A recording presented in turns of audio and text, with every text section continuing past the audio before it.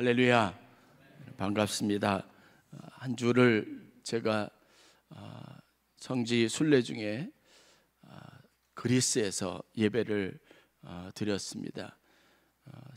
저희 시간, 그리스 시간으로는 아침 5시면 저희 한국 시간으로 오전 11시 예배가 시작되는 시간입니다. 그래서 제가 생애 처음으로 인터넷으로 온라인으로 예배 실황 중계를 저희 아내와 함께 참여하면서 주일 예배를 드렸습니다. 좀 감회가 새롭고 좀 남다른 느낌이 많이 있었습니다. 여러분들께서 어떻게 예배 드리셨는지 제가 다 보았습니다.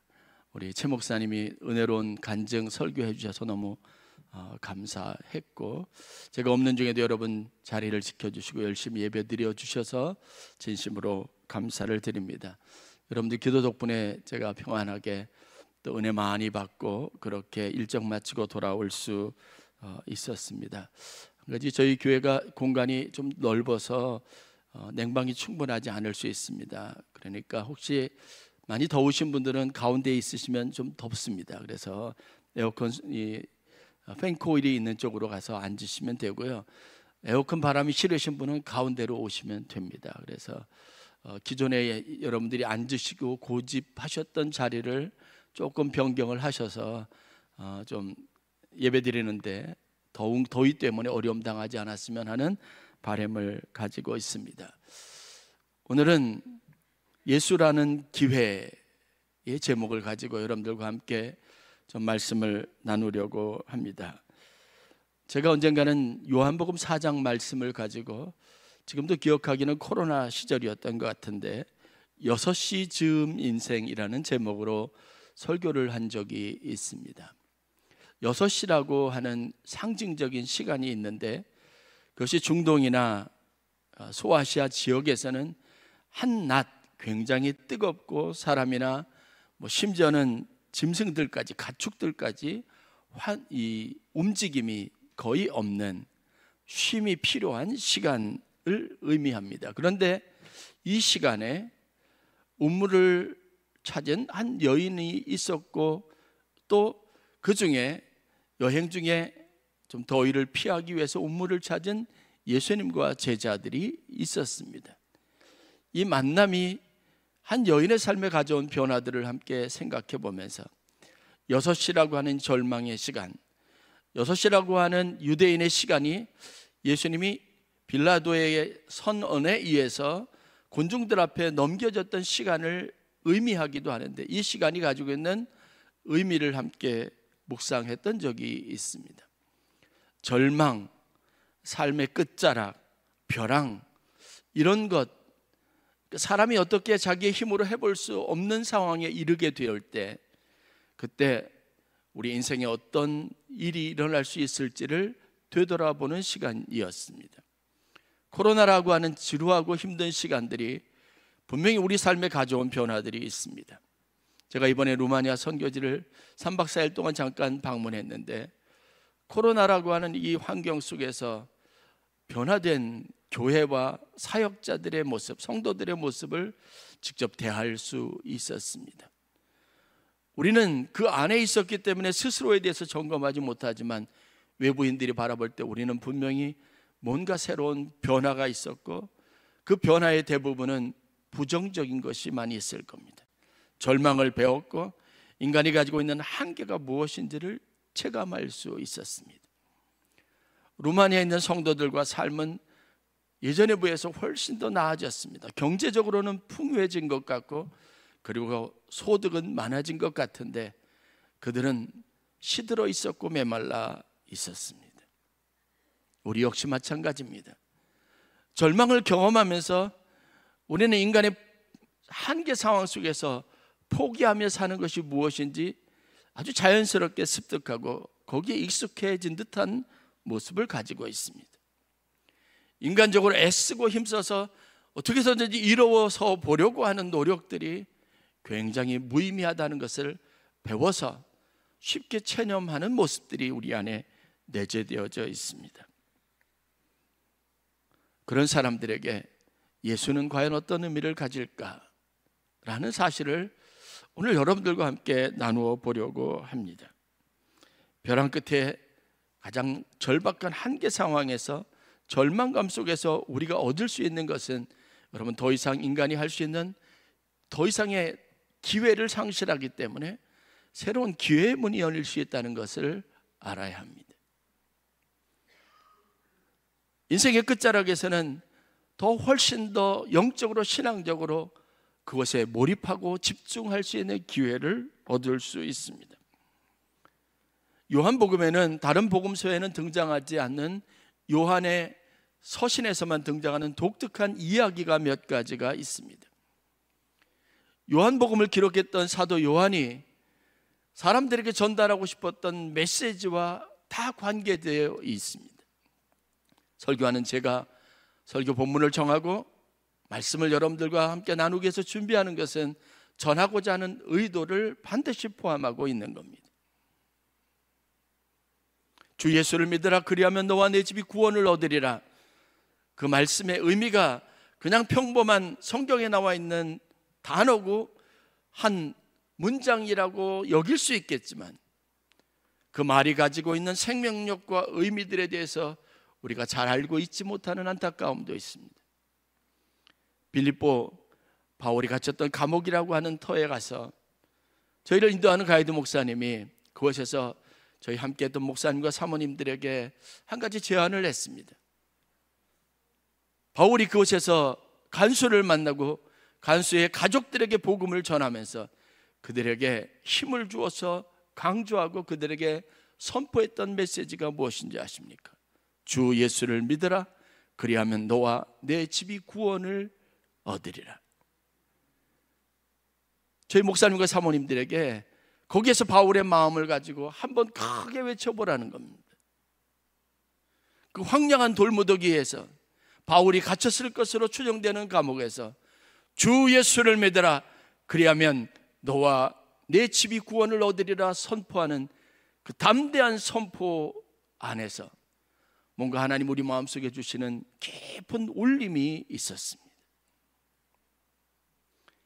절망하는 인생들 가운데 예수라고 하는 이름이 가지고 있는 권세와 그 능력에 대해서 여러분 우리가 깊이 묵상할 수 있어야 합니다. 사마리아 여인은 어떻게 보면 인생에서 가장 불쌍한 사람입니다. 그는 한 남자와 평범한 가정을 이루고 혼인하며 살 수 있는 그런 처지의 여인이 아니었습니다. 복잡한 혼인관계 속에 있었습니다. 그리고 그렇게 해서 낙인이 찍혀버린 그의 인생에서 사람들은 늘 언제나 자신을 조롱하는 사람들과 만나면 그들에게 늘 언제나 큰 스트레스를 가져다 주는 것이어서 그는 사람의 낯빛을 피했고 눈길을 피했고 사람이 없는 곳에 조용히 그리고 아무도 모르게 움직이고 행동하는 것에 익숙해 있었고 그것이 훨씬 더 편하다고 생각했던 삶을 살았던 여인입니다. 그런 그가 6시 즈음에 그 뜨거운 무더기에 모든 사람이 쉼을 취하고 있을 그 시간에 홀로 물을 기르러 운물에 나왔습니다. 수가라고 하는 곳에 있었던 야곱의 운물이라고 알려진 것입니다. 여행자로서 여행길에 떠났던 예수님과 제자들이 마침 그 시간에 그곳에 있었고 우연히 그곳에서 만난 사마리아 여인과 예수님 사이에 대화가 있었습니다. 예수님이 그곳에서 사마리아 여인에게 전한 것은 말씀입니다. 그 말씀의 의미는 너무 복잡하고 오묘하고 추상적이기도 하고 그리고 좀처럼 알아들 수 없는 것이어서 사마리아 여인은 그 말씀을 들으면서 혼란스러워했습니다. 아니 말씀을 듣는 것보다 끊임없이 그것에 자기가 생각하는 의아한 부분들에 대한 질문들만이 쏟아지고 있었습니다. 그런데 여러분이 아는 것처럼 이 대화의 끝은 사마리아 여인의 놀라운 변화라고 하는 실질적인 열매로 나타났습니다. 사람을 만나기를 두려워하던 이 여인이 갑자기 자기 동네로 들어가서 잠자고 쉬고 있었던 사람들에게 외치기 시작합니다. 지나가는 사람들을 붙잡기 시작합니다. 그들에게 말하기 시작합니다. 그가 말한 것은 예수입니다. 그가 만난 예수에 대해서 증언했습니다. 우리가 익숙하고 깊이 보아오지 않았던 본문의 후반부에 있는 말씀에 근거하면 예수님께서 사마리아 여인에게 내가 지금까지 본 것을 사람들 앞에 증언하라고 말했고, 이 여인은 들어가서 자기 성 안에 마을 사람들에게, 사마리아에 있는 사람들에게 적극적으로 자기가 만난 예수에 대해서 증거했습니다. 그리고 예수는 그들 앞에서 말할 기회를 얻었고, 그 스토리의 끝은 사마리아 성에 있었던 많은 사람들이 예수를 믿게 되었다는 이야기입니다. 보잘것없고 형편없고 절망 가운데 있었던 사람의 인생에 예수를 만나는 것은 기회였고, 예수님의 말씀을 듣는 것은 그의 삶의 놀라운 변화의 원동력이 되었습니다. 오늘 우리가 읽었던 요한복음 5장에 있는 이야기는 예수님께서 6월절 유대인의 큰 절기, 축제의 절기에 예루살렘에 들어가셨을 때 베데스다의 연못가에 있었던 38년 된 병자를 고치신 후에 일어났던 이야기를 예수님이 메시지로 전달한 내용을 담고 있습니다. 많은 사람들이 유대인의 해방의 날을 기뻐하고 즐거워하며 축제를 즐기고 있는 그 자리에 치유만을, 순간의 요행과 행운만을 기다리며 38년 동안 절망했던 한 병자가 있었습니다. 사람들은 즐거워하고 자유하게 된 날에 대한 기쁨이 있었고, 신앙적인 영적인 전통에 의한 그것으로 말미암아 사람들과 어울리게 되는 즐거움이 있었지만, 이 병자는 한 해 한 해 절망, 나는 치유될 수 없다는 생각, 그 부정적인 감정을 키워나가면서 38년을 그곳에 머물러 있었습니다. 그가 만나는 사람에게 내뱉었던 말이 뭔지 아십니까? 이 물이 동하면 병자가 낫는데 지난 시간 동안 아무도 나를 저 물이 동할 때 나를 데려다 주는 사람이 없어서 내가 이곳에 여전히 있다고 하는 절망적인 소리였습니다.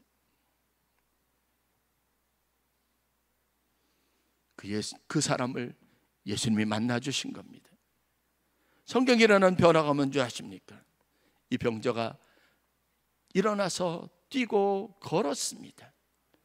성경의 기록에 의하면 많은 사람들이 즐기는 6월절 축제의 절기에 한 일원이 되어서 그날을 즐거워하는 일이 그의 삶 속에 일어나게 된 겁니다.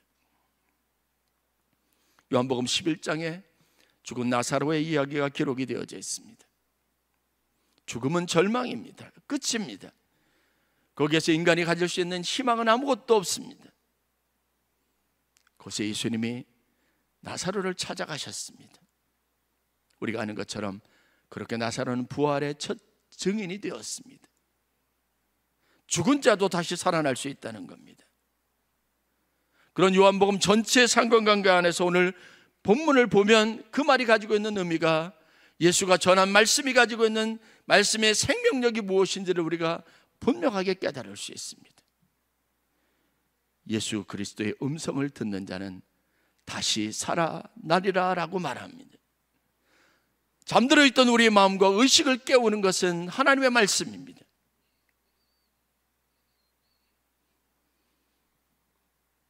제가 성지순례를 지내는 동안 여러분들이 아는 것처럼 우리 고재영 성도가 중환자실에 있어서 마음이 여러 가지로 복잡하고 무거웠습니다.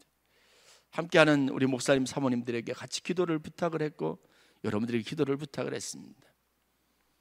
떠나기 전에 잠깐 통화도 하고, 그리고 그곳에 가서도 전화를 드렸습니다. 제가 황 집사님한테 한 가지 부탁을 드렸는데, 혹시 의식이 돌아오면 이제 하루에 한 번 10시에 병원 중환자실에 이제 면회 시간이 있지 않습니까? 제가 꼭 전화로 기도해 드릴 테니까 수화기를 귀에다 좀 대달라고 부탁을 드렸습니다. 그랬더니 수요일 날 새벽에 전화 왔어요.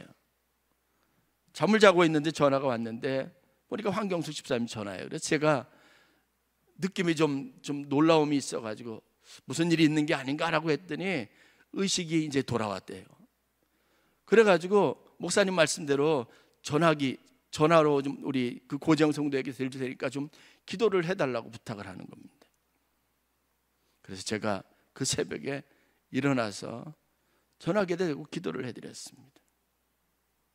여러분, 제 마음속에 있는 간절함이 뭔지 아십니까?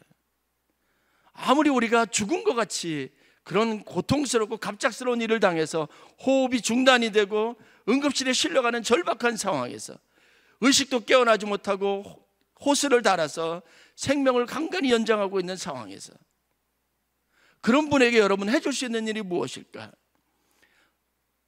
제 마음속에 있는 간절함은 단 한 가지입니다. 아무리 그런 상황 속에 있어라도 하나님께서 함께 하셔서 살리실 거라는 겁니다. 생명을 주실 것이라는 겁니다. 그 사실을 말하고 싶었습니다. 내 몸은 지금 앞을 잘 분간하기도 어렵고 호흡조차도 쉽지 않은 상황이지만 하나님께서 나를 사랑하시고 내가 일어나길 원하시고 회복하길 원하신다는 그 분명한 사실을 듣게 하고 싶었습니다. 여러분, 우리가 그렇습니다. 육신은 멀쩡하지만 어느 순간인가 우리의 의식은 멈춰 있습니다. 우리 마음은 이미 사망 선고를 받은 것처럼 인생의 절망감으로 가득 차 있습니다. 나이가, 건강의 상태가, 재정적인 상태가, 자녀들의 문제가, 내 앞에 있는 문제가 크고 작고를 떠나서 언제나 나를 절망하게 하고 죽은 나사로와 같이 이미 모든 것이 다 끝난 것인 양 사람들에게 잊혀져 가고 더 이상 희망이 없는 것으로 사망 선고를 내린 지 이미 오래된 사람들입니다. 그러나 그런 나사로에게도 주님께서 말씀하시지 않습니까? 무슨 일이 일어났습니까? 나사로야 나오너라. 그 음성이 나사로의 영혼을 깨운 겁니다.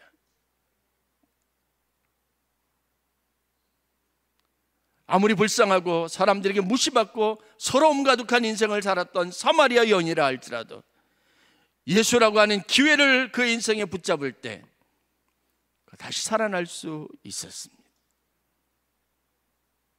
38년이라는 오랜 모든 사람이 다 포기할 수밖에 없는 물리적인 시간이 지난 사람이지만 예수라고 하는 기회를 붙잡았을 때 그 사람의 인생에 새로운 기회가 생기고 그가 늘 꿈꾸던 새로운 삶을 살 기회를 얻을 수 있었다는 겁니다. 아무리 절망적인 상황이 오더라도 여러분 예수라는 이름을 붙잡으시기를 주의 이름으로 간절히 축원합니다. 성지순례가 만만치 않았습니다. 매일같이 새벽같이 일어나서 짐을 싸고 하루에 4시간 오전에 이동하고 오후에 3, 4시간 이동하면서 한 곳 한 곳을 둘러보아야 합니다. 이스라엘과 요르단 성지순례를 다녀온 이후에 제 마음속에 여러 가지 많은 도전이 있었습니다. 제가 늘 바울에 대해서 설교했던 그 설교에 보다 실질적이고 구체적이고 상황에 대한 이해를 좀 하고 싶어서 바울 성지순례에 대한 그런 마음의 간절함이 있었습니다. 그렇게 해서 이번에 사모와 송파지방에 있는 목사님들과 함께 다녀왔습니다. 처음 루디아를 만났던 그 장소에 가보고 싶었습니다. 그래서 사람들이 어떤 모임을 가졌을 것이며 그것에서 바울이 전한 메시지가 어떤 힘을 가질 수 있었는지를 묵상할 수 있었습니다. 그러나 여러분, 사건보다 더 중요한 게 무엇인지 아십니까? 바로 바울이 가졌던 마음입니다. 저희가 한국도 무더웠지만 저희가 여행하는 기간 동안 42도에서 46도, 최고 46도까지 그것에 아무 그늘막도 없는 태양볕에서 옛 유적지와 흔적들을 돌아보는 게 쉽지 않았습니다. 저희들은 목사고 사모였지만 차 안에서 에어컨이, 버스에 탔는데 에어컨이 잘 작동되지 않고 뜨거운 바람이 나와서 불평을 쏟아내고 차를 바꿔달라고 하고 같이 인솔했던 목사님을 곤란하게 했던 기억도 있습니다. 이 짧은 순간의 고통스러움과 더위도 견디지 못하는데 바울은 그 힘들고 어려운 여정들을 한 도시에서 다음 도시로 넘어가는 그런 소아시아 선교 여정에서 그에게 일어났던 사건들이 일어났던 장소를 찾아가는데 우리는 버스로 3시간 4시간 이동하는데 바울은 그 길을 걸으면서 밤을 낮삼아 낮을 밤삼아 여러 가지 힘들고 어려운 여정들을 반복하면서 다음 도시로 넘어가고 다음 도시로 넘어가면서 포기하지 아니하고 그 수많은 지역을 다니면서 복음을 전했다는 겁니다. 저희를 안내했던 목사님, 가이드 목사님이 계셨습니다. 이스라엘에서 18년 동안 공부하셨던 분입니다. 좋은 분을 만났어요. 그분이 저희들에게 처음부터 무장했던 시켰던 것은 뭐냐면, 가보면 돌무더기밖에 없으니까요. 다 낙심하고 똑같은 것을 반복적으로 보는 것이니까 그것 때문에 우리가 흥미를 잃을까 봐 아예 애초부터 이렇게 말씀하시더라고요. 목사님들 다니시면서 제가 한 가지 부탁을 드릴 것은 바울의 마음을 읽고 헤아려 주시면 좋겠습니다라고 부탁이었습니다. 그 말이 무엇인지 어떤 의미인지 처음에는 잘 몰랐습니다. 여러분, 바울은 무엇 때문에 자신의 인생에 어려움이 닥쳤을 때 이것이 하나님의 뜻이라고 쉽게 말하고 포기할 수 있는 수없이 많은 상황이 있음에도 불구하고 그 험난하고 고통스럽고 어려운 여정들을 포기하지 않고 계속할 수 있었을까? 우리는 3시간, 4시간 버스를 타고 이동하면서 그 뜨거운 태양과 그 갈증, 그 고통스러움을 묵상하면서 그 거리를 어떻게 또 이동해야 하는 마음의 끔찍함을 가지고 있었지만, 바울은 다른 마음을 가지고 있었기 때문에 가능했던 겁니다. 그 마음이 뭔지 아십니까? 거기에서 새로운 사람들을 만나고 그들에게 예수를 전할 기회, 그리고 그들에게 일어날 변화, 그들의 삶에 얻게 될 축복, 그것을 묵상할 수 있었기 때문에 여러분, 고난을 고난이라고 여기지 않았던 겁니다. 그냥 날씨와 기온과 환경과 조건에 힘들어하는 저희들에게 바울의 마음 읽기는 굉장히 큰 도전이 되었습니다. 선교 일정을 저희가 조금 일찍 마치고 루마니아 선교지를 갔습니다. 좀 건강을 좀 컨디션을 회복하고 돌아와야 하는데, 저희가 도착했다는 이야기를 듣고 여기저기서 만나자는 사람도 많고 목회자도 많고 그래서 저희가 좀 무리하는 일정을 루마니아에서 했습니다. 그런데 그 일정하면서 하나님이 저희들에게 주시는 기쁨은 있었습니다. 저희 사모가 고생을 많이 했어요. 체력이 바닥이 났는데도 그냥 계속 더운데도 저를 따라다니고, 트래픽이 굉장히 심한데도 그 택시를 타고 다니면서 이 사람 만나고 저 사람 만나고 신방하는 일을 계속하면서 마지막 날은 탈진해서 토하고 호텔에 와서 그냥 난리가 났었습니다. 그래도 여러분, 있었던 보람이 뭔지 아십니까? 신앙생활을 제대로 하지 못하고 낙심해 있는 사람들에게 예수를 전하고 말씀을 전할 때 그들의 안에서 다시 살아나는 신비하고 놀라운 경험이 있었습니다. 그것이 보람입니다. 그것이 가지고 있는 예수라고 하는 이름의 생명입니다. 능력입니다. 오늘 성경에서 예수님은 분명하고 명확한 음성으로 이렇게 말씀하십니다. 내 말을 듣고 또 나 보내신 이를 믿는 자는 영생을 얻었고 심판에 이르지 아니하나니 사망에서 생명으로 옮겼느니라. 진실로 진실로 너에게 이르노니 죽은 자들이 하나님의 아들의 음성을 들을 때가 오나니 곧 이때라. 듣는 자는 살아나리라. 여러분, 우리에게 필요한 것은 예수 그리스도, 그분이 주시는 생명입니다. 말씀입니다. 우리에게 절실하게 필요한 것은, 무엇보다도 필요한 것은 바로 예수를 만나는 겁니다. 많은 사람은 예수라고 강단에서 외쳐대는 그 이름이 가지고 있는 권세에 대해서 알지 못합니다. 그 예수라고 하는 이름이 우리의 가슴을 얼마나 설레게 하며 우리의 마음을, 우리의 심장을 얼마나 크게 박동하게 하며 우리를 얼마나 힘있게 하는지 알지 못합니다. 그래서 전할 기회를 얻는 겁니다. 그 이름이 가지고 있는 권세가 우리의 영혼을 새롭게 하고 우리를 살리는 힘이 있습니다. 낙심한 마음을 일으키고 죽은 자를 다시 생명으로 사망에서 옮기게 하는 능력이 있습니다. 그 예수가 오늘 여러분들의 인생에 찾아온 새로운 기회가 되실 수 있기를 주의 이름으로 간절히 축원합니다. 예수의 이름과 그 권세를 갖는 한 우리는 영원히 목마르지 아니할 생수를 얻게 되고, 우리는 늘 하나님 안에서 아름다운 결실을 얻게 되는 풍성한 인생을 살아갈 수 있어야 합니다.